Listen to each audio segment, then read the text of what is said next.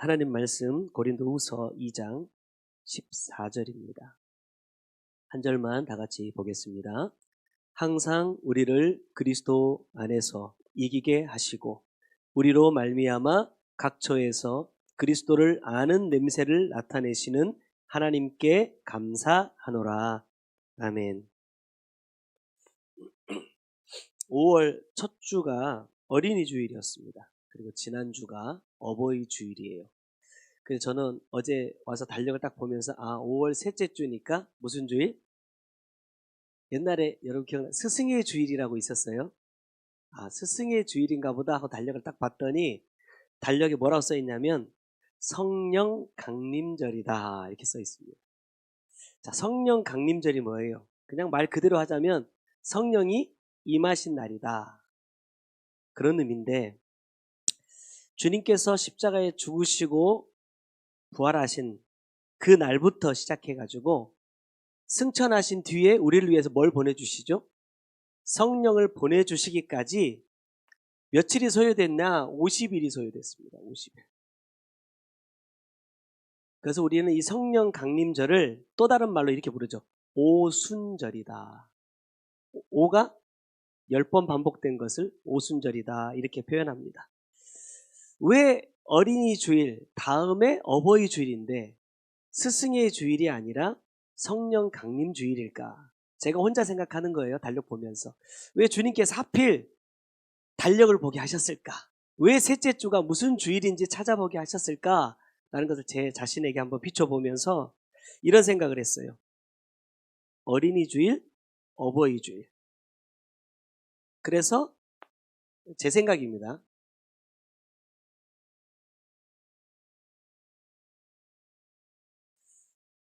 부모는 자녀를 하나님의 사람으로 양육해야 할 뭐가 있어요? 의무가 있어요. 자, 어린이 주일은요, 여러분, 하나님이 여러분을 엄청 사랑하세요. 여러분, 하나님의 사랑 안에서 무럭무럭 잘 자라서 훌륭한 사람 되세요. 이런 주일이 아니거든요. 어버이 주일은 뭐예요? 일반적으로는 뭐 어버이날 이럴 때 그동안 저를 길러주시고 키워주시는데 감사합니다. 뭐 이런 이야기겠지만 이 어버이 주일은 자녀는 부모를 누구를 섬기듯이 하나님을 사랑하듯이 그 말씀에 순종해야 되는 것을 가르쳐주는 날이 뭐예요? 어버이 주일입니다. 그러면 이 어린이 주일과 어버이 주일이 하나 된 다음에 왜 성령 강림 주일일까? 제가 생각한 건 이래요. 한마디로 말하면 가정이 하나가 되지 않으면 뭐가 임할 수 없어요? 성령이 임할 수 없다. 부모가 부모로서의 역할을 바로 하지 않으면, 자녀가 자녀로서의 의무를 다하지 않으면 그 가정에는요, 성령이 임할 수 없다. 제가 혼자 스스로 해석한 겁니다. 그래서 5월 우리가 하나님께 복을 받아야 되는데 하나 되지 못함으로 인해서 하나님께서 어디다 복을 부어야 될지 모르겠다, 안타까워하신다 라는 그 말씀을 제가 스스로 받아보면서 어디에서부터? 물론 나부터겠지만 내가 속해 있는 우리의 가정에서부터 하나님의 성령이 임할 수 있는 하나가 되는 가정이 된다면 하나님의 이 복도 우리 가운데 임할 수 있지 않을까라는 것을 한번 생각을 해보았습니다. 우리가 지난 수요일에 마태복음 1장 18절의 말씀을 나누면서 그렇게 말씀드렸어요. 잉태된 것이 나타났더니 그랬어요. 자, 잉태된 것이 나타났다라는 이 말은 무슨 뜻이라고 말씀드렸냐면 붙잡아 둔다라는 겁니다. 붙잡아 둔다. 이 생명이 내 안에서 잉태됐다. 생명으로 잉태될 수 있도록 뭐 한다는 거예요? 그것을 붙잡아 둔다라는 거예요. 말씀 역시도 우리가 생명의 씨라고 말씀하는데 이 씨를 많이 받았기 때문에 내가 그냥 자연적으로 잉태되는 것이 아니라 내가 받은 이 씨를 붙잡을 때 이것이 내 안에 생명으로 잉태될 수 있다라고 말씀을 드렸어요. 더 중요한 것은 뭐냐면 잉태가 됐어요. 잉태가 됐습니다. 그런데 이것을 내가 10달 동안 내 안에 붙잡아 두지 못하면 어떻게 돼요? 생명이 죽어버려요. 임신했다고 해서, 잉태됐다고 해서 10달 지나면 이 아이가 나오겠지 라고 생각하면 안 된다는 거예요. 이것을 10달이든 9달이든 자기가 하나님의 때에 나오겠죠. 어쨌든지 간에 나올 때까지 내가 이것이 계속해서 생명으로 자라갈 수 있도록 붙잡을 수 있는 힘이 내 안에 없으면요, 언제든지 유산될 수 있다. 하나님의 약속의 말씀을 받았습니다. 내 안에 잉태했어요. 근데 그 약속의 말씀이 이루어질 그때까지 이것을 생명으로 내가 붙잡을 수 없다면요, 우리에게 주신 말씀처럼 어디다 하나님이 이 복을 부어야 될지 모르겠다. 분명히 나는 생명이라고 잉태했지만 여러분, 이런 것도 있더라고요. 내 상상 속에서 임신도 가능해요. 실제로 생명이 없지만 내가 잉태한 것으로 착각할 수도 있다는 거예요. 저는 오늘 말씀을 준비하면서 이 붙잡는다는 것이 뭘까? 하나님께서 내게 주신 이 생명을 내 안에 계속적으로 붙잡을 수 있는 방법이 무엇이냐라고 생각할 때 주님께서 저에게 주시는 답은 뭐냐면 회개였습니다. 회개.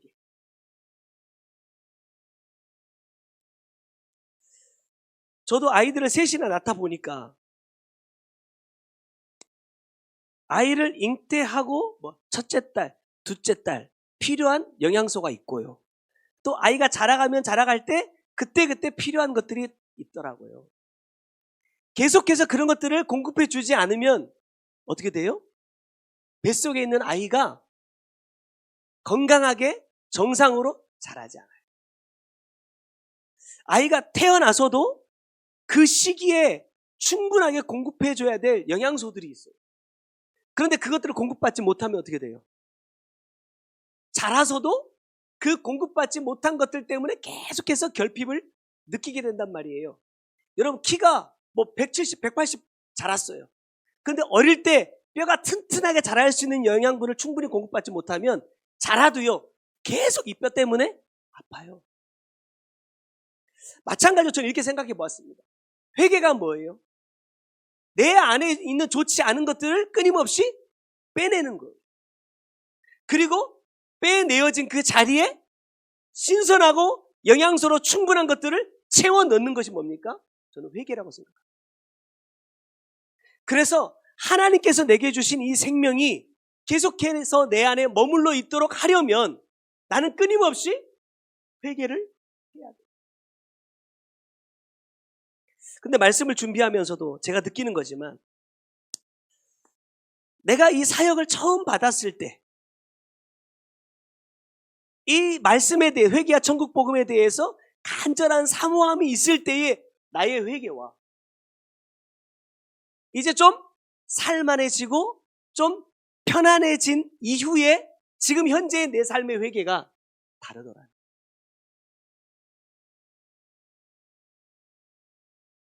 사모님이 여러 가지 영양제들을 많이 챙겨줬어요. 그래서 제가 어디를 가든 그걸 보따리로 싸고 다닙니다. 그래서 제가 그걸 딱 먹고 있으면 목사님들이 옆에 와서 그래요. 아니, 뭘 이렇게 많이 먹어, 젊은 사람이. 그래서 제가 목사님 보세요. 이건 비타민 C고, 이건 비타민 B고, 이건 비타민 D고, 이거는 식이유황이고, 이거는 프로폴리스고, 줄줄이 제가 막 나열을 해드려요. 왜 먹어야 돼? 이건 여기 좋고, 이건 여기 좋고. 근데 제가 요번에도 한 가지 알았던 게 뭐냐면, 요즘 비타민 C 가지고 메가도스 많이 하시죠? 왕창 먹고 필요한 건 남고 필요 없는 건 그냥 빠져나가라. 근데 제가 현재 먹고 있는 이 비타민 C는요, 메가도스용이 아니래요. 이번에 알았어요. 비타민 C도 용도가 또 다 다르구나. 하는 역할이 다 다르구나. 뭐라고 설명을 해줬는데 기억은 잘 못하겠어요. 아무튼 골고루 먹어야 되는구나.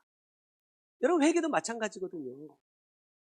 그 무작정 말씀 받았으니까 회개해야 된다 해가지고 하나님 오늘 말씀 받으면서 내가 또 무슨 잘못했는지 내가 한번 찾아봐야 되겠다. 여러분, 이런 회개도 필요하겠지만 우리의 삶 속에서 순간순간 하나님께서 깨닫게 해주시는 것들이 있단 말이에요. 근데 내가 그런 것들을 너무나 많이 놓쳐. 말씀으로 받을 때 여러분 깨닫는 거는 너무 쉽거든요. 근데 그 환경이 나에게 딱 다가왔을 때 아, 이것이 죄구나 라고 내 양심에 쿡 찔렸을 때 내가 이것을 용기 있게 회개하는 것이 여러분 너무 힘들어요. 여러분 회개가 뭐예요? 하나님 앞에 울면서 기도하는 거 아니잖아요.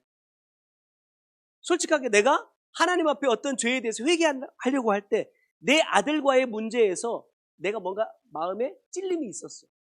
그럼 뭐가 회개예요? 내 아들한테 용서를 여러분 구하는 게 회개예요. 그래서 우리가 옛날에 회개할 때 그랬잖아요. 사탕 사들고 가가지고 뭐 하라고요? 유기 엄마, 아빠가 옛날에 너한테 이렇게 무섭게 하고 내 때리고 했던 거 미안해, 용서해줘. 그 사람으로부터 용서를 받는 것이 뭐예요? 회개의 과정이라 그랬어요. 근데 우리는 이 회개를 누구한테만 해요? 하나님께만. 사람과의 관계에서 안 푼단 말이에요. 하나님께 기도는 열심히 하지만 내 삶에서 달라지려는 노력을 하지 않는다는 거예요. 여러분, 이건 온전한 회개가 아닙니다. 회개라는 것은 내가 하나님의 말씀대로 살겠다는 다짐이고 그 삶의 시작인 거예요. 여러분, 회개하지 않고서는요, 내가 아무리 무엇을 해도 하나님 보시기에는요, 시작이라고 여기지 않으신다라는 거예요. 또 한 가지 회개는 뭐냐면 내가 하나님의 말씀대로 살 때 내 힘으로 살 수 없잖아요. 내 힘으로 그 모든 환경을 이길 수 없잖아요. 뭐가 필요하느냐? 우리에게 주셨던 말씀처럼 하나님의 능력이 필요하단 말이에요. 그럼 이 능력은 어떻게 나에게 임하느냐? 이 회개를 통해서 하나님의 능력이 나에게 공급된다는 거예요. 수요일에 제가 말씀 준비하러 일찍 오면서 기타도 안 들고 오고 이 패드도 안 들고 왔어요. 그래서 사모님한테 여보, 기타하고 패드 들고 빨리 좀 와. 알았다 그래. 전달을 잘 받았어요. 제가 이제 여기다가 설교 원고를 딱 띄워놓고 이 문제의 펜입니다. 이 펜을 가지고 체크를 해야 되는데 펜이 안 보이는 거예요. 그래서 여보, 펜이 없는데?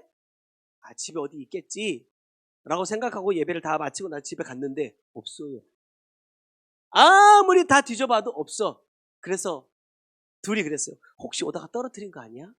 여러분, 이렇게 생겼어도 엄청 비싸거든요.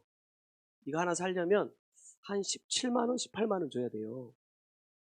그래서 그 비가 막 쏟아지는 그 밤에 둘이 우산을 쓰고 휴대폰 후레시켜 가면서 길을 다시 돌아왔잖아요. 이렇게 어떤 코스로 왔는지 쭉 돌아왔잖아요. 아무리 찾아도 없는 거예요.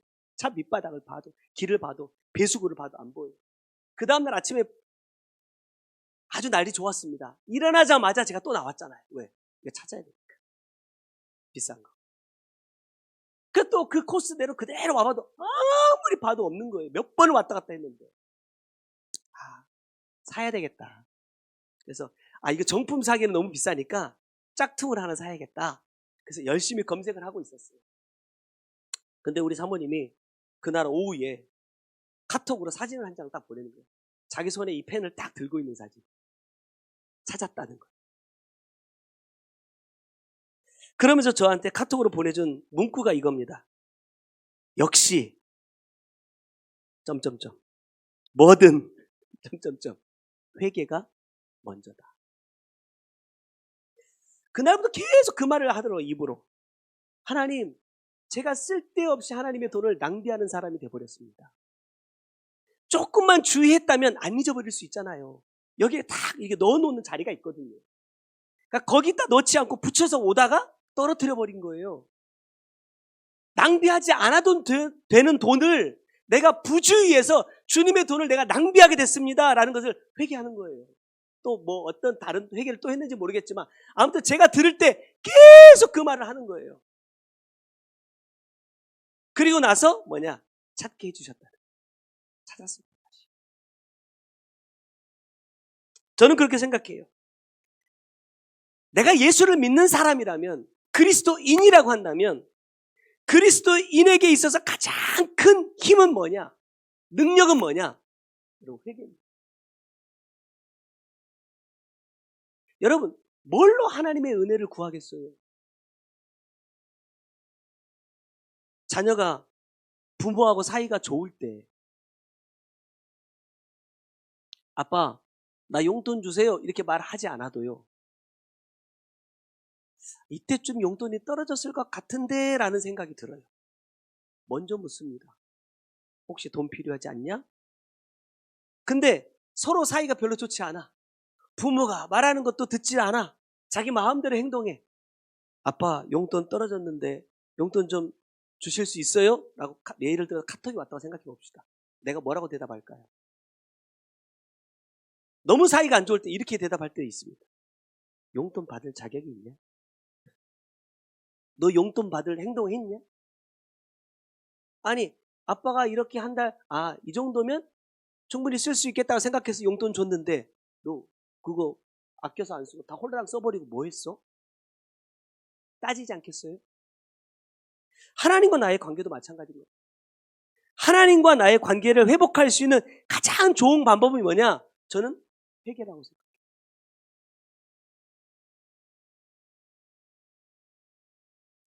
회개하지 않으면, 말씀을 바꿔서도 회개하지 않으면 주님이 저에게 주시는 마음은 그렇습니다. 그 사람은 그리스도인이 아니라는 거예요. 왜?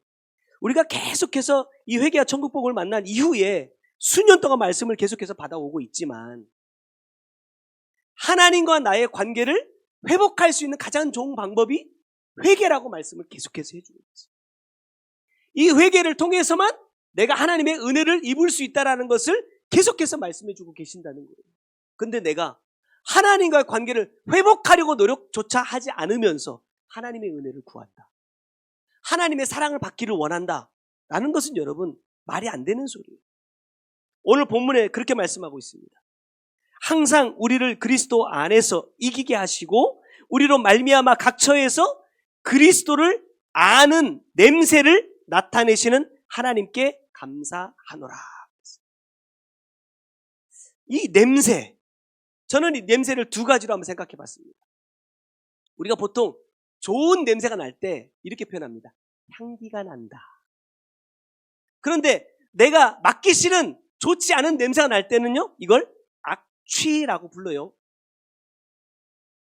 빌립보서 3장 8절의 말씀을 빌어서 비유를 한번 해보자면, 또한 모든 것을 해로 여김은 내 주 그리스도 예수를 아는 지식이 가장 고상하기 때문이라. 내가 그를 위하여 모든 것을 잃어버리고 배설물로 여김은 그리스도를 얻고, 이렇게 말했습니다. 자, 어떤 사람은요, 성공이라는 것을 이루기 위해서 자기의 인생의 모든 것을 쏟아내요. 자기 인생의 목표예요, 목표. 성공. 근데 지금 빌립보서 3장에서 바울은 세상 사람들이 말하는 이 성공을 뭐라고 표현하고 있느냐? 배설물이다, 이렇게 표현하고 있어요. 맞죠? 어떤 사람은 그것이 내 인생의 목적이지만 어떤 사람은 그것을 내가 반드시 버려야 될 것이라고 말한다라는 거예요. 같은 의미로 한번 생각을 해보면요, 이 사람들에게는 이 성공은요, 향기예요. 이 성공이 목표인 사람들에게 있어서 성공은 향기입니다, 향기. 그래서 이것을 얻기 위해서 내 모든 것을 다 투자하고 쏟아내요. 그런데 주님의 입장에서 뭐라고 말씀하시느냐? 그것은 향기가 아니라 악취다라고 말씀합니다. 사람들이 이렇게 말합니다. 나에게서는 향기가 난다. 근데 어떤 사람들이 볼 때 그 사람의 그 모습은요, 악취예요.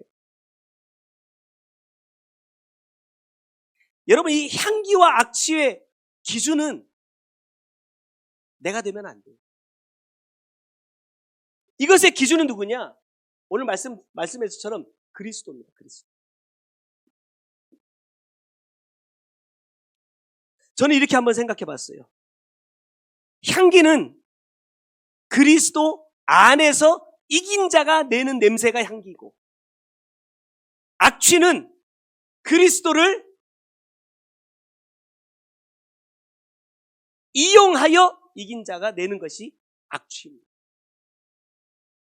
나중에 말씀 나누겠지만 여러분, 예수를 내 성공의 수단으로 이용하는 사람들이 있습니다.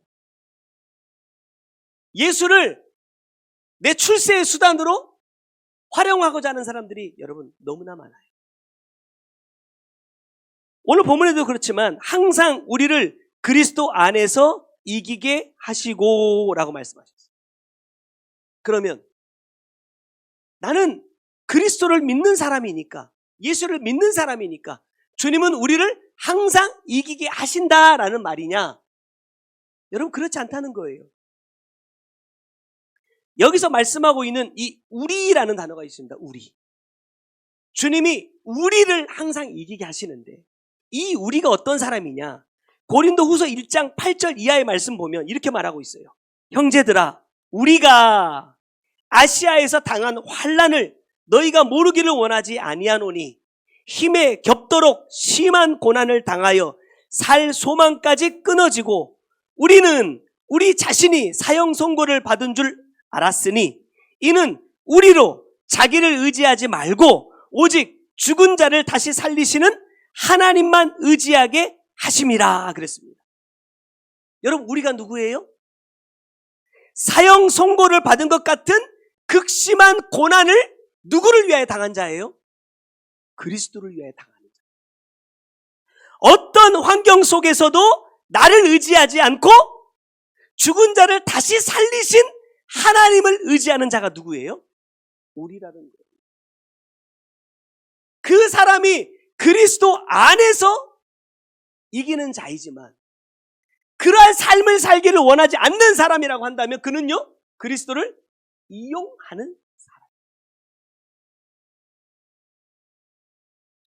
고린도후서 1장 10절에 보니까 그가 이같이 큰 사망에서 우리를 건지셨다 그랬어요. 근데 그걸로 끝나느냐? 아니에요. 또 건지실 것이며 이후에도 건지시기를 그에게 바라노라. 그리스도 안에서 이기는 사람은 한 번 건짐을 받은 것으로 끝나는 게 아니에요.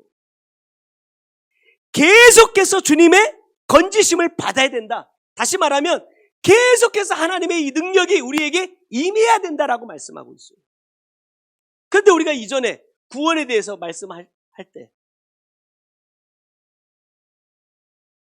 뭐라고 말했어요? 우리는 한 번 구원 받았기 때문에 이 구원에서 탈락할 수 없다 그랬어요. 하나님이 나를 구원하셨기 때문에 나는 어떻게 살아도 반드시 하나님께서 구원하신다. 제가 예전에 참 사랑하고 존경하던 목사님이 있어요. 은퇴하셨는데. 그 목사님 진짜 말씀이 그때 당시에 제 생각으로 와, 이런 설교를 하시는 분이 있구나 싶을 정도로 정말 놀라우신 분이에요. 한국 교회에서 그분 이름만 대면 아, 그는 설교가야. 그는 진짜 영성이 깊으신 목사님이야 라고 말하실 그런 분이에요. 근데 그분이 항상 말씀을 나누실 때마다 이걸 말씀하시는 거예요. 우리는 구원받은 자들이기 때문에. 최근을 들어서 어떤 논쟁거리에 대해서 그분이 이렇게 이제 이야기하신 것들을 제가 유튜브를 통해서 잠깐 다시 보면서 그 생각을 들었어요. 야, 이거 쉽게 놓을 수 없는 문제구나. 분명 성경은 한 번 건짐 받은 것으로 끝나지 않는다고 말씀하세요. 계속해서 내가 주님 앞에 서는 그날까지 주님께서 계속 나를 뭐라고 말해요? 건지시기를 그에게 간절히 바란다고 말하고 있거든요. 왜? 그러지 않으면 어느 누구도 이 구원이라는 것에 들어갈 수 없기 때문에. 근데 뭐라고 말하느냐? 우리는 구원 받았으니까. 그분 표현이 그래요. 너무 잘하려고 했을 필요가 없다. 예수 믿는 사람도 죄 지을 수 있고 못할 수 있고 잘못할 수 있지. 예수 믿는 사람이가 꼭 잘해야 되느냐?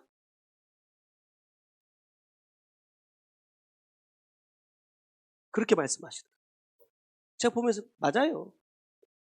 우리가 이 귀한 말씀을 받았어도 죄 안 지을 수가 없더라고요. 항상 주님의 마음을 가지고 살 수가 없더라고. 그렇지만 주님께서 우리에게 요구하신 게 뭐예요? 그러한 사람이 되기 위하여 뭐 하라고요? 노력하라고요. 수요일날 그렇게 말씀드렸잖아요. 여러분, 노력하지 않는 사람은요, 하나님의 말씀대로 살기 위해서 노력하지 않는 사람은요, 여러분, 은혜도 구하면 안 돼요. 은혜 받을 자격이 없는 거예요. 지금 와서 예전에 제가 주의 종을 통해서 받았던 이 와이셔츠들이 한 30장 정도 될 거거든요. 안 맞아요.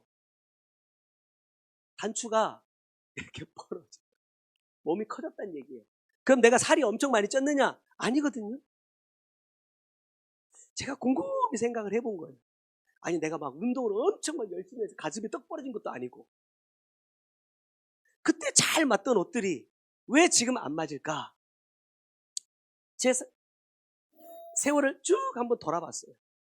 우리가 처음에 담양에서부터 곡성 이사 가고 정말 매주 내려가서 일을 엄청 열심히 했잖아요.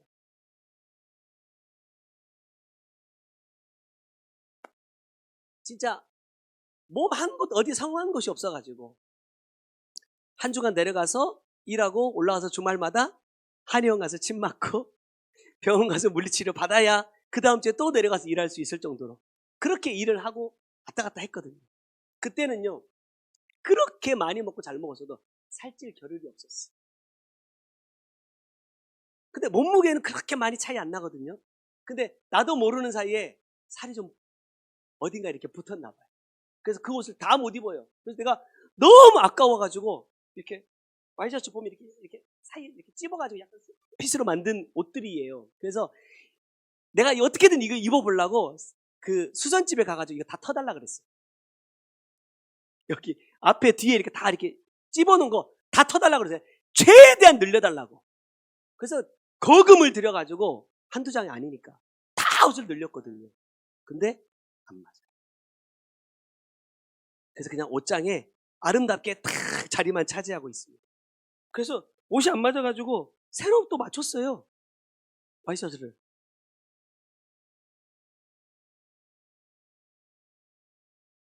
겉의 모습은요, 뭐 그때나 지금이나 키로수는 똑같아. 근데 내 속을 채우고 있는 것이 그때는 제 생각입니다. 그래도 근육이 좀 단단했나 봐요. 근데 이제 근육이 조금씩 그렇게 일을 안 하니까 근육이 조금씩 없어지고 얘들이 뭘로 바뀌어요? 지방으로 바뀌었어. 그래서 군데군데 쌓여 있다 보니까 이제 옷을 못 입겠다. 여러분, 신앙생활도 마찬가지예요. 그때나 지금이나 어떻게 보면 제가 그런 말씀 종종 드리지만 지금이 이전보다 내가 훨씬 더 나은 사람인 것처럼 보여요. 화도 안 내죠. 덜 내죠. 신경질도 덜 부리죠. 말도 예쁘게 하려고 노력하죠. 상처도 안 주려고 하고 안 받으려고 노력하죠. 그러니까 내 믿음이 날로 성장했나 보다 내가 생각할 수 있단 말이에요. 그런데 제가 지난 수요일날 말씀드렸잖아요. 우리는 뭐가 있어야 돼요? 힘이 있어야 됩니다. 힘이. 아까도 말씀드렸던 것처럼 잉태했다고 끝나는 게 아니라, 저도 3번이나 그런 일을 겪었지만 이 뱃속의 아이가 점점 자라면 자랄수록 엄마는요, 행복해져요? 행복해지지만 행복한 만큼 힘들어요. 몸도 못 가눠요. 우리 막둥이 가졌을 때 제가 자주 말씀드리지만 바닥에 누워서 못 잤어요. 8달 동안 의자에서 자랐어요. 네가 그랬다고.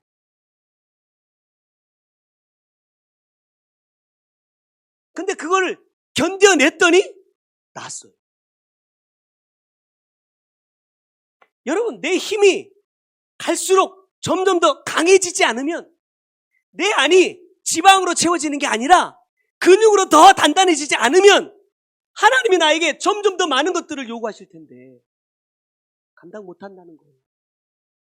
7년 전에 8년 전에 내가 처음 말씀 만났을 때처럼 그 정도의 믿음의 상태라고 한다면 지금 주시는 하나님의 은혜 못 누립니다.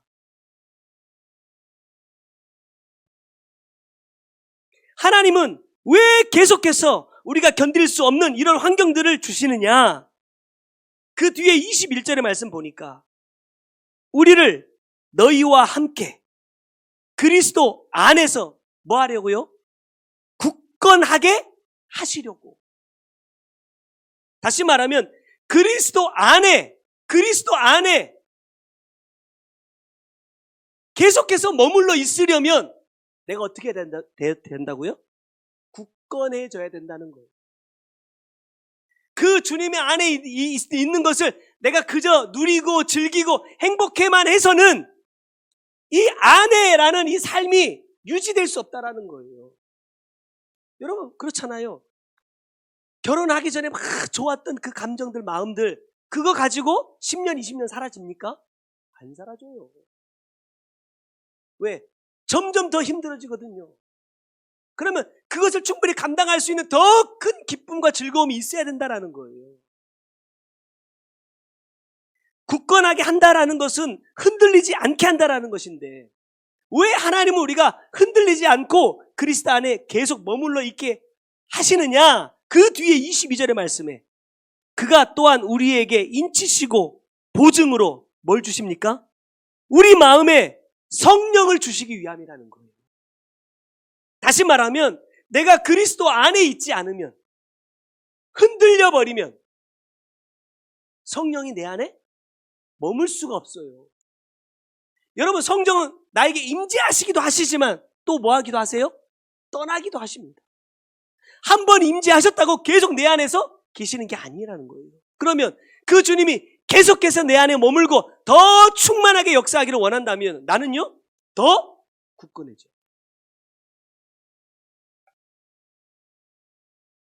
내가 죽을 것 같은 환경 가운데서도 흔들리지 않는 내 삶이 입증되면 하나님께서 나를 하나님의 것이라고 뭐 하신다고요? 인치시고 보증하사 성령을 보내주신다. 그 성령을 내 안에 품고 그 성령과 함께 성령께서 이끄시는 그 삶을 살아가는 그가 누구냐? 우리라는 거예요. 그 사람이 우리. 나는 향기를 내는 사람이냐? 아니면 악취를 내는 사람이냐? 오늘 말씀을 통해서 저와 여러분은 분별해 볼 수 있기를 바랍니다. 첫 번째는 사망의 냄새예요. 자, 2장 16절의 말씀 보니까 이 사람에게는 사망으로부터 사망에 이르는 냄새가 난다 그랬어요. 자, 사망의 냄새가 뭘까? 17절의 말씀 보면 우리는 수많은 사람들처럼 하나님의 말씀을 혼잡하게 하지 아니하고 이렇게 말했어요. 자, 사망의 냄새를 내는 사람은 누구냐? 하나님의 말씀을 혼잡하게 하는 사람입니다. 자, 이 혼잡하게 한다는 말은 무슨 말이냐면 이 본문을 세 번역으로 번역을 해보면요. 우리는 저 많은 사람들처럼 하나님의 말씀을 뭐예요? 팔아서 먹고 살아가는 장사꾼이 아니다 이랬어요. 다시 말하면 혼잡하게 한다라는 이 말은 하나님의 말씀을 팔아서 먹고 살아가는 장사꾼이다라는 말이에요. 그런데 여기 말씀에 뭐라고 말해요? 수많은 사람들이 그렇게 산다. 여러분 예수 믿지 않는 사람들을 말하는 게 아니잖아요. 예수를 믿는다고 하는 그 많은 사람들 가운데 극소수의 사람들은 하나님의 말씀대로 따라가지만 수많은 사람들은 하나님의 말씀을 팔아먹고 산다 이렇게 말하고 있다라는 거예요. 왜 그렇게 믿을까요? 왜 그렇게 사느냐? 저는 이렇게 생각합니다. 여러분 그렇게 믿는 것이 쉽고 편하거든요. 대표적인 말씀입니다. 창세기 2장 16절의 말씀. 여호와 하나님이 그 사람에게 명하여 이르시되 각 동산 각종 나무의 열매를 내가 임의로 먹되. 자, 임의로 먹는다는 것은 무슨 뜻이라 했어요?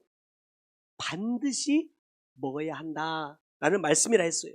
근데 회개와 천국복음을 만나기 전까지 주의 종을 통해서 이 말씀을 풀어주시기 전까지 임의로 먹되를 어떻게 이해하고 있었냐면 하나님께서 우리 사람들에게 뭘 주셨다? 자유의지를 주셨다. 야, 네가 먹고 싶은 건 먹고 먹기 싫은 건 안 먹어도 돼. 라는 말씀이라고 믿었다니까요. 그리고 우리가 자유의지라는 말을 할 때 인용하는 성경 구절이 이거예요. 이거밖에 없어요. 성경 안에. 임의로, 네 마음대로 라고 해석을 한단 말이에요. 근데 이 말씀이 원어에 보니까 먹어를 2번 반복하신다는 거예요. 반드시 먹어야 된다라는 거예요. 그 다음에 3장 4절 말씀에 너희가 결코 죽지 아니하리라 그랬어요. 누가 한 말입니까? 뱀이 여자에게 한 말이에요. 이 두 말씀을 여러분 합쳐보면요.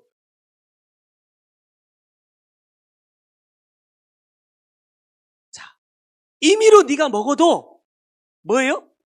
결코 죽지 않는다라는 거예요. 누가 하는 말이에요? 뱀이 하는 말이에요. 우리는 이 뱀의 말을 하나님의 말씀으로 믿고 살았어요. 왜? 이게 쉽잖아요. 왜? 내 마음대로 해도 되고, 아까 제가 말씀드렸던 것처럼 우리 구원받은 사람이니까 조금 본이 안 돼도 돼. 몸이 안 돼도 돼. 넘어져도 돼. 죄 지어도 돼. 그래도 하나님은 한 영혼도 절대 포기하지 않고 끝까지 책임져 주시니까 걱정하지 말고 믿어. 네 믿음이 성숙하면, 네 신앙이 성숙해지면 이제 조금 덜 넘어질 거야. 이제 조금 더 괜찮은 사람이 될 거야. 그렇게 믿음에 살아왔어. 왜? 그게 편하잖아요. 말씀대로 살지 않아도, 날마다 내 죄를 찾고 회개하지 않아도 죽지 않는다 라고 말한다는 거예요. 왜? 하나님은 사랑이니까. 하나님은 긍휼에 풍성하신 분이니까. 하나님은 한 사람도 놓치지 않는다는 거예요. 예수님께서 제사장의 종들이 자신을 잡으러 오실 때 복음서에 보면 계속 그 말씀을 반복해요. 하나님께서 내게 허락하신 영혼을 한 사람도 내가 빼앗기지 않겠다. 빼앗기지 않겠다. 빼앗기지 않겠다. 계속해서 반복하신다. 그러니까 우리는 뭐라고 말하느냐? 주님이 나 놓지 않으면 우리 절대 이탈하지 않는다. 주님은 분명히 빼앗기지 않는다고 했는데 그 사람들 다 도망갔어요.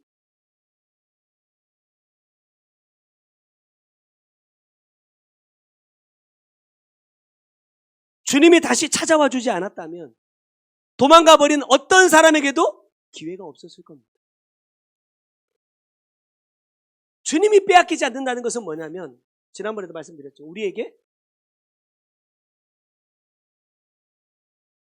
기회를 주시는 거예요. 하나님 우리에게 열매를 주시는 게 아니라, 결과를 주시는 게 아니라 기회를 주신단 말이에요.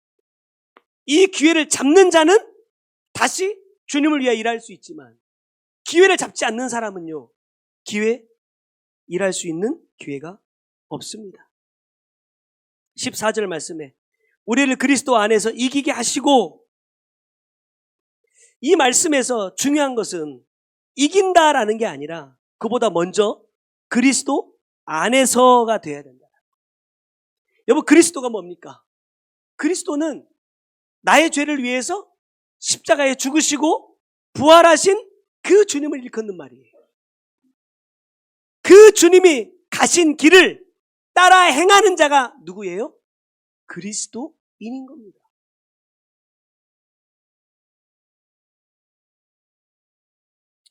여러분, 그리스도인에게 있어서 이긴다는 것은 나에게 찾아오는 어떤 힘든 환경들을 이기고 어떤 상황들을 극복해내어서 하나님 앞에 큰 복을 받는 것을 이긴다라고 말씀하지 않아요. 자, 그리스도는 어떻게 이기셨어요?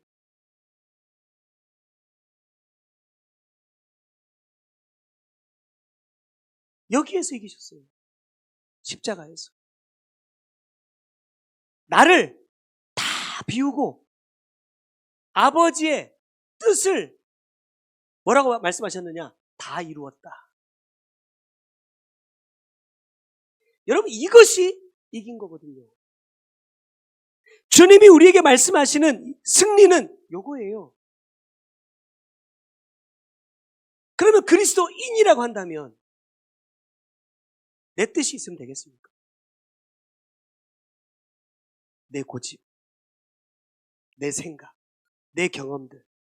여러분, 이런 것들이 결국 나로 하여금 더 많은 죄를 짓게 한다.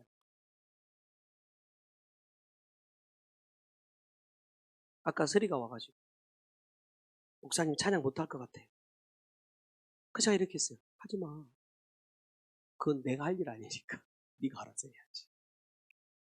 기도를 못하겠다는 거예요. 찔림이 있으면 회개를 하면 되죠. 제가 그래서 이렇게 얘기했어요. 서리야, 기도 잘하는 거 그거 중요한 거 아니야. 남들이 들을 때 와, 은혜롭다. 어떻게 기도를 저렇게 은혜롭게 할 수 있을까? 여러분, 그런 거 하나도 중요한 거 아닙니다. 그건 다 뭐예요? 내 입의 말에 불과해요. 그럼 어떻게 해야 됩니까? 제가 그랬어요. 내가 기도한 대로 살면 돼.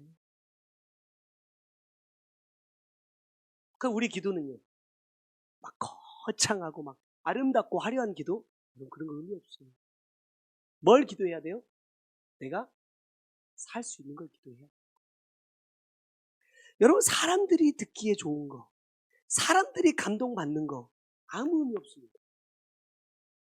하나님께서 내 기도를 들어주셔야, 하나님께서 야, 이게 진짜 너 기도구나 라는 것을 인정해 주셔야 내가 그런 삶을 살 수 있도록 능력으로 도와주신단 말이에요. 근데 기도는 그렇게 멋지게 하는데 삶을 살지 않는다. 그건 아무 의미가 없는 거예요. 오늘 말씀으로 따져보면 이러한 사람은요, 사망의 냄새만 내는 사람입니다. 여러분, 이게 악취예요. 기도가 악취.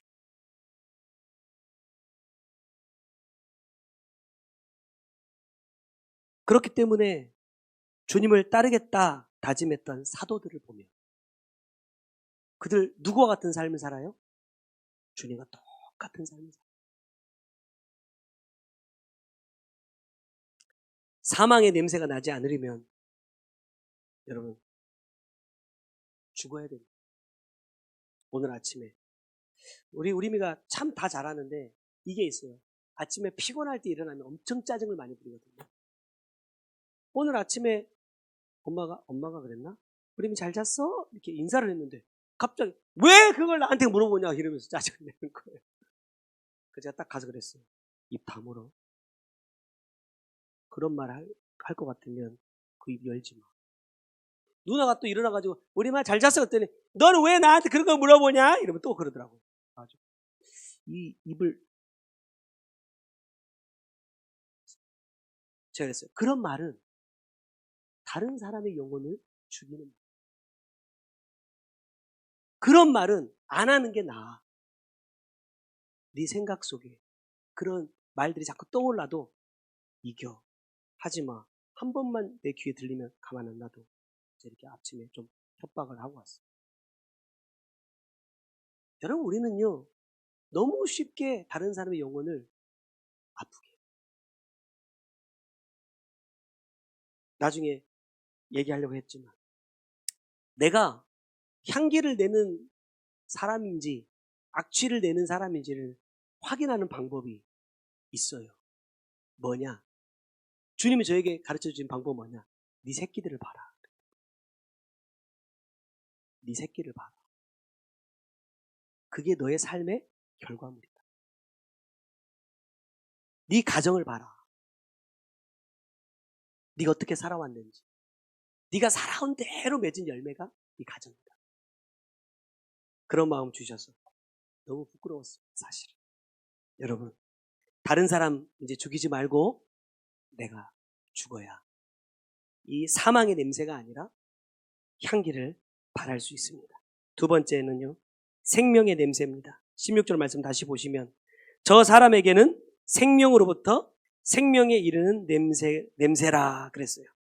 자, 이 생명의 냄새는 뭐냐? 또 17절에 보면 중간에 곧 순전함으로 하나님께 받은 것 같이 하나님 앞에서와 그리스도 안에서 말하노라 그랬어요. 생명의 냄새는 어떤 사람이 낼 수 있느냐? 이 순전한 사람이 낼 수 있어요. 순전하다는 것은 무엇을 의미하느냐? 11절 말씀으로 거슬러 올라가 보면 이는 우리로 사탄에게 속지 않게 하려 함이라 그랬거든요. 자, 순전하다. 여러 가지 진실하다, 순수하다 그런 의미가 있지만 오늘 저에게 주시는 마음은 뭐냐? 사탄에게 속지 않는 자다라는 뜻입니다. 왜 사탄에게 속지 않아야 되느냐? 여러분 고린도전서 1장 5절 이하의 말씀 보면요. 이는 너희가 그 안에서 모든 일 곧 모든 언변과 모든 지식의 풍족함으로 그리스도의 증거가 너희 중에 견고하게 되어 너희가 모든 은사에 부족함이 없이 우리 주 예수 그리스도의 나타나심을 기다림이라 그랬어요. 여러분 여기까지만 말씀 딱 읽으면요. 이렇게 은혜로운 교회가 없어요. 여러분 부족한 것이 하나도 없단 말이에요. 모든 것이 다 채워져 있단 말이에요. 제가 교회로 한번 빗대어서 한번 생각해 봤어요. 교회가 날마다 성장합니다. 헌금이 넘쳐나고 다양한 은사들이 막 나타나요. 그럼 사람들이 막 구름대처럼 몰려들겠죠. 근데 주님께서 이 교회를 향해서 뭐라고 말씀하시느냐? 11절에 내 형제들아 글로웨의 집 편으로 너희에게 대한 말이 내게 들리니 곧 너희 가운데 뭐가 있어요? 분쟁이 있다. 여러분 모든 것이 다 준비되어 있는데 모든 것이 다 풍족하고 풍부하고 부족함이 없어요. 그리고 주 예수 그리스도의 나타나심을 기다리는 그 믿음도 있어요. 근데 뭐가 없느냐? 분쟁하고 있다는 겁니다. 왜 분쟁이 생겼을까? 그 위에 10절의 말씀 보면 형제들아 내가 우리 주 예수 그리스도의 이름으로 너희를 권하노니 모두가 같은 말을 하고 너희 가운데 분쟁이 없이 같은 마음과 같은 뜻으로 온전히 합하라 그랬어요. 한마디로 말하면 왜 분쟁이 일어나느냐? 하나 되지 않았기 때문에. 여러분 여기서 이 마지막에 합한다라는 이 말은요 완성한다라는 뜻이에요. 그럼 다시 말해보면 합하지 않으면 하나 되지 않으면 완성이 된다 안 된다? 안 되는 겁니다. 아무리 아름다운 교회가 있어도 아무리 교회를 아름답게 짓고 수천 명 수만 명의 성도가 모이고 찬양이 아름답고 말씀을 아주 그냥 그럴싸하게 전해도 합하지 않으면 그것은 주님의 몸된 교회라 라고 말씀하지 않는다는 거예요. 왜냐? 합하지 않은 자들은 아버지의 뜻을 이룰 수 없기 때문입니다. 아까 말씀드린 것처럼 그리스도를 이용해서 그럴싸한 교회를 만들어 놓은 것 뿐이지 그리스도 안에 있는 사람이 아니라는 거예요. 다시 말하지만 우리가 얼마나 교회를 아름답게 꾸며놓느냐 이런 거 중요한 게 아니더라고요. 제가 그랬잖아요. 교회 인테리어 할 때 여기서 날마다 와서 출근해가지고 지켜보고 있어야 되는데 주혜정이 전화가 왔어요. 뭐 하냐고. 교회 인테리어 하고 있습니다. 그랬더니 지금 성회해야 되는데 그 건물이나 쳐다보고 앉아있다고 얼마나 호통을 치시는지 제가 그날 바로 짐을 싸서 내려갔잖아요. 2주 동안 이걸 해버렸어요. 갔다 와서 봤는데 너무 예쁜 거야. 제 기준입니다. 너무 예쁜 거야. 너무 잘해놓은 거야. 이 건물 있는 사람들도 다 와서 쳐다보고 가고 여기 뭐예요? 교회예요. 교회를 이렇게 예쁘게 꾸몄어요. 이러면서 막 다 감동받고 갔거든요. 원장님 처음 우리 교회 와서 성회하시면서 뭐라고 말씀하셨어요? 이런 거 하려고 인테리어 했냐. 하나도 안 이쁘구만. 이랬다니까. 뭐가 기준이에요? 제가 원장님 인테리어를 보는 눈이 없어. 여러분 기준이 달라요. 기준. 사탄은요. 이렇게 그럴싸하게 아름답게 꾸며놓으면 예쁘다 라고 말해요. 잘했다 라고 말해요. 여러분 우리가 우리 삶 가운데 막 힘든 고비들을 이겨내고 뭔가 이렇게 척척척척 이루어지고 하나님께서 이렇게 하셨습니다 라고 말하면 믿음이 있다 라고 말해요. 누구의 말이냐? 속는다는 거.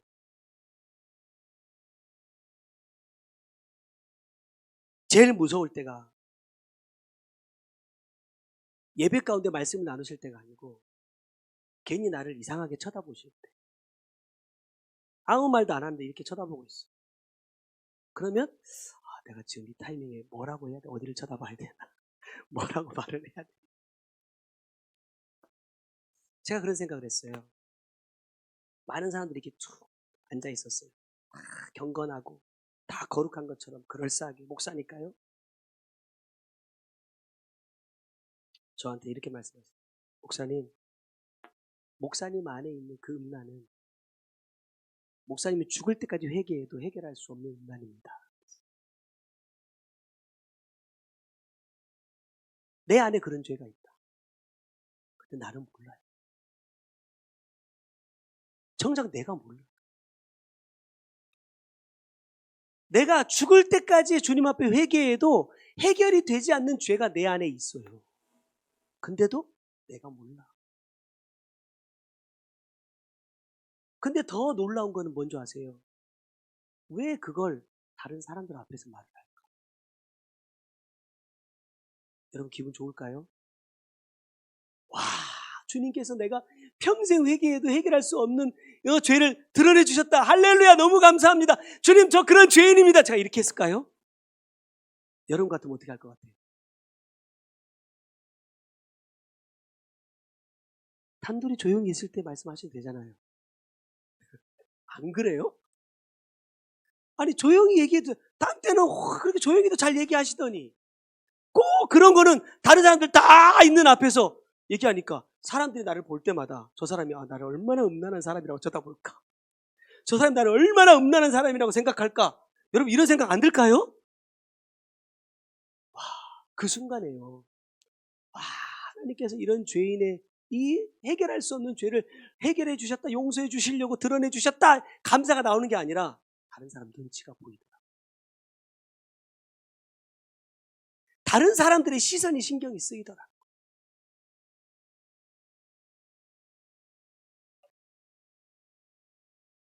막 기도를 해주시고 사역을 막 해주시는데 너무 힘들게 사역을 받고 있는데도 내 생각의 한쪽에서 왜 이게 꼭 지금이어야 돼? 왜 이 사람들이 있는 이 자리여야 돼? 이런 생각이 내 머릿속에 남아있다. 다 빠져나갈까 안 나갈까요? 안 나가. 왜? 잡아주고 계시거든요. 뱀이. 못 빠져나가게 자기를 살려달라고 내 생각을 꼭 잡아주고 계시거든요. 안 놓다. 여러분, 나를 통해서 기적이 나타나고 역사가 나타나고 막 하나님이 하신 일들이 막 증거되고 드러난다. 여러분 그런 거 중요한 거 아니에요. 주님이 가장 중요하게 여기시는 건 뭐예요? 합하는 겁니다. 합하는. 하나 되는 거예요. 성경이 이렇게 말씀해요. 야, 천이 쓰는 그릇도 있고 귀하게 쓰는 그릇도 있어. 하지만 그 모든 그릇은 누가 쓰신다? 주님이 쓰시는 거야. 다 주님의 그릇이야. 사람들은 금그릇 그러면 오! 질그릇 그러면 에이, 할 수 있지만 사람들은 천하다, 귀하다 라고 나누어 놓았지만 주님은 다 내 그릇이야. 다 내가 쓰는 거야. 야, 너희들 중에 누가 더 낫고 더 못하고 이런 거 없어. 너희들은 하나가 돼야 될 존재들이야. 뭘 중심으로? 머리가 되시는 그리스도를 중심으로 하나가 돼야 될 지체들에 불과한 거야. 라고 말씀하십니다. 근데 나는 그리스도의 향기를 내는 사람이야. 나는 너보다 향이 더 진해. 나는 너보다 더 향기로워. 이런 거 나타내가지고는, 자랑해가지고는 여러분 할 수 없다는 거예요. 오늘 아침에 말씀 준비하면서 기도하면서 제 마음에 주신 건 그래요. 야, 내가 지금 무슨 옷을 입고 있는지 다시 한번 생각해봅니다. 목사이니까 주님께서 목사의 옷을 입혀주셨는데 내가 목사를 할 만한 사람이라서 입혀주신 것이다? 아니다? 아니라는 거예요. 그 옷에 걸맞는 자가 되라. 내 사명으로 주신 것이 목사의 옷이란 말입니다. 내가 목사를 하고 있기 때문에 이 옷을 입은 사람이 아니라 정말로 주님께서 세우시는 주의 종이 되라고 옷을 입혀주셨다는 거예요. 그럼 내가 내 목구멍에 풀칠하려고 제가 수요일날 그런 말 했어요. 제가 먹고 살려고 여러분에게 말씀 그럴싸하게 속이고 있는 것이면 어떻게 할 거냐고요. 내가 사람들한테 인정받고 내가 평생 이 목회하면서 그래도 나 먹고 살고 은퇴하면서 또 돈도 좀 마련해 놓는 그런 직업으로 내가 목사를 하는 사람이라고 한다면 하나님 보실 때 주의 종이라고 말씀하시겠는가? 여러분, 우리가 각자가 주일의 예배를 준비하면서 어떤 분들은 찬양을 하신 분들도 계시지만 토요일날 나와서 청소하시고 또 준비하시는 분들도 계시단 말이에요. 각자가 하는 그 모든 일들이 뭐예요? 하나님께서 오늘 나에게 맡겨주신 사명인 겁니다. 사명.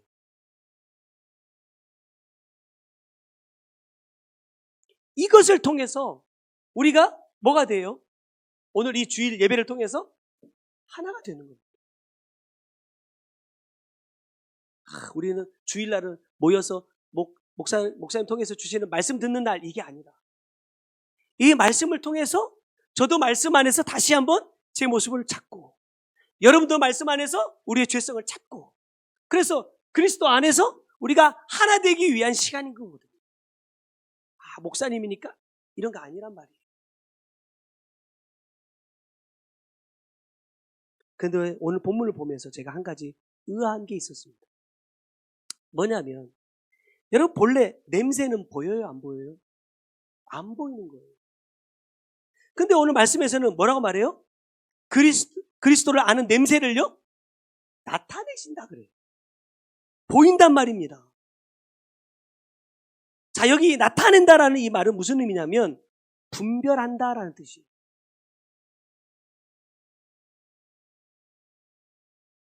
냄새는 안 보여야 되지만 그것을 통해서 그 냄새를 맡음으로 해서 내가 뭘 알 수 있어요? 이게 무슨 향기구나 라는 것을 알 수 있죠. 분별할 수 있다는 것. 여러분, 나는 지금 무슨 냄새를 나타내고 있는 사람인가? 가장 먼저 누가 알아야 돼요? 내가 알아야 돼요. 나에게서 지금 무슨 냄새가 나고 있는지. 사람들하고 대화를 하다 보면 제일 힘든 게 뭐냐면 입에서 나오는 냄새예요. 근데 문제는 뭐냐? 말하는 사람은 잘 몰라요. 자기 냄새를 못 맡아요. 옛날에 누가 그러더라고요. 손가락을 넣어가지고 혓바닥 안에 이렇게 만져가지고 냄새를 맡아보라다가. 다른 사람은 그 냄새가 나요. 그래서 힘들어. 근데 말하는 나는 그 냄새를 모르니까 계속해서 말을 하고 있어. 이것처럼 불편한 게 없어요. 지금 나를 통해서 나타나고 있는 냄새는 어떤 냄새냐? 만약에 이것이 사망의 냄새라고 한다면 반드시 뭐 해야 됩니까? 회개해야 돼요. 방법이 없어요. 하나님께서 우리에게 가르쳐 주신 유일한 방법이 회개입니다. 왜 회개를 해야 되느냐? 제가 아까도 말씀드렸지만 내가 어떤 냄새를 내고 있는지 분별할 수 있는 방법이 너 자녀들이다 이랬거든요. 가정이다 그랬거든요. 이 자녀들의 모습을 보면서요. 제가 살아오면서 제가 부모한테 했던 것들을 봐요. 느끼게 해주십니다. 어떻게 이렇게 손가락 하나도 제가 언제 얘기했죠? 제 새끼가 이렇게 꺾였잖아요. 우리 은유가 이렇게 사모님이 오늘 와가지고 목사님 큰일 났대. 애기들 손가락이 꺾였대. 병원 가야 된다고 막 그러더니 이거야? 똑같이 생겼어. 손가락 발가락 똑같이 생겼는데 심지어는 자기들끼리요. 우리가 이제 태권도를 시작했잖아요. 태권도 발차기 하는 모습이요. 누나랑 똑같아요. 그대로 흘러간 그대로 쟤네들 안에 다 나타나고 있더라. 청년들 잘 들어요. 회개 많이 해야 됩니다. 왜냐? 내가 부모한테 했던 거를요, 그대로 너희들의 자녀들이 여러분에게 해드립니다. 뭐 안 되면 해결되자. 그대로 합니다. 냄새는요, 주님 저에게 이런 마음 주셨어요. 반드시 돌아온다. 네. 자, 생명의 냄새는 뭐냐? 결론입니다. 17절 말씀에 곧 순전함으로 하나님께 받은 것 같이 하나님 앞에서와 그리스도 안에서 말하노라 그랬어요. 이게 보니까 하나님께 받은 것 같이라는 말이 있습니다. 이게 무슨 뜻이냐면 하나님으로부터 태어났다 이런 뜻이에요. 우리가 잘 아는 표현을 빌려보자면 거듭났다 이런 표현이에요. 생명의 냄새를 내는 자는요, 어떻게 된다고요? 거듭납니다. 근데 여러분, 이 거듭남이 한 번으로 족할까? 아닙니다. 우리가 아까 앞서서 말했던 것처럼 하나님께서 우리를 계속해서 어떻게 해야 돼요? 도와주셔야 돼요. 계속해서 우리를 건져주시고 또 건지실 것이며 그 후에도 건지시기를 간절히 바라는 것처럼 우리의 거듭남도요, 내가 지은 수없이 많은 죄에 대하여 1대1로 계속해서 거듭나는 삶을 살아내야 돼요. 그러할 때 나에게서 뭐가 나타나느냐? 생명의 냄새가 나타난다. 말씀을 맺겠습니다. 악취가 아닌 향기로, 사망이 아닌 생명의 냄새를 나타내는 저와 여러분이 꼭 되셔서, 여러분 이 냄새가 하는 일이요, 내가 하나님으로부터 새롭게 태어난 사람이라는 것을 뭐 해줘요? 증명해줘요. 내 냄새로, 내 삶의 냄새를 통하여서 내가 하나님으로부터 새롭게 태어난 사람이라는 것을 증명받는 저와 여러분이 꼭 되시기를 주님의 이름으로 부탁드립니다. 기도하겠습니다. 사랑하는 주님, 감사합니다. 귀하신 말씀 통하여서 하나님, 내가 악취를 내고 있는 자인지 향기를 내는 자인지 돌아볼 수 있도록 은혜 주셔서 감사합니다. 악취를 내고 있다면 그 죄에서 속히 돌이키는 자가 되게 하여 주시고, 생명의 냄새를 내고 있다면 주님 앞에 서는 그날까지 계속해서 주님으로부터 새롭게 태어나는 삶을 하나님 살아내는 우리 모두가 될 수 있도록 은혜 베풀어 주옵소서. 귀한 말씀 우리의 삶 가운데 붙들 수 있는 힘과 능력을 주시고, 잉태하는 것으로 만족하는 것이 아니라 그 생명을 낳을 때까지 계속해서 힘있게 생명의 말씀을 붙잡고 나아갈 수 있는 우리 모두가 꼭 될 수 있도록 은혜 베풀어 주시옵소서. 귀한 예물 주님 앞에 올려드리니 받으시고 아버지의 뜻이 온전히 이루어지는 귀한 예물 밑거름이 꼭 되게 하여 주옵소서. 지금은 우리 구주 예수 그리스도의 은혜와 아버지 하나님의 크고 놀라우신 사랑과 성령님의 감화 감동하시고 역사하시며 보호해 주시는 귀한 은혜가 악취가 아닌 향기를 나타내는 삶 살기 원하는 주의 사랑하는 성도들 머리 위에와 그들의 가정과 삶의 모든 터전 위에 이제로부터 영원토록 함께 계실지어다. 아멘. 내가 끝나야 내가 죽어야 하나님이 시작하신다. 내가 깨져야 내가 무너져야 하나님은 나를 사용하신다. 다시 한번 내가 끝나야 내가 끝나야 내가 죽어야 하나님이 시작하신다. 내가 깨져야 내가 무너져야 하나님은 나를